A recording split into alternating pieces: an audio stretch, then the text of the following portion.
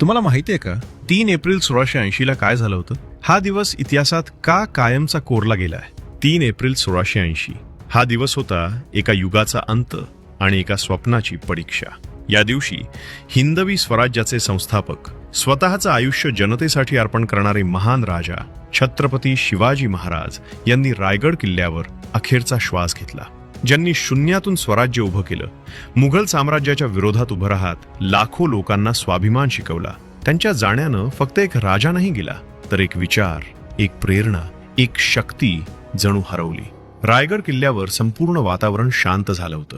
प्रजेला विश्वास बसत नव्हता की त्यांचा राजा आता त्यांच्यात नाही. पण शिवाजी महाराजांनी कधीही हार मानायला शिकवलं नव्हतं. त्यांनी शिकवलं, स्वराज्य हे फक्त एका माणसाचं नसतं, ते प्रत्येकाच्या मनात जिवंत असतं. 3 एप्रिल हा फक्त एक दिवस नाही, तर आठवण आहे त्या महान राजाची, ज्यांनी आपल्याला जगायला शिकवलं.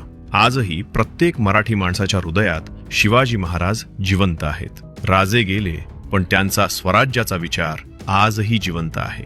जर तुम्हालाही शिवाजी महाराजांचा अभिमान वाटत असेल तर कमेंटमध्ये जय शिवराय नक्की लिहा.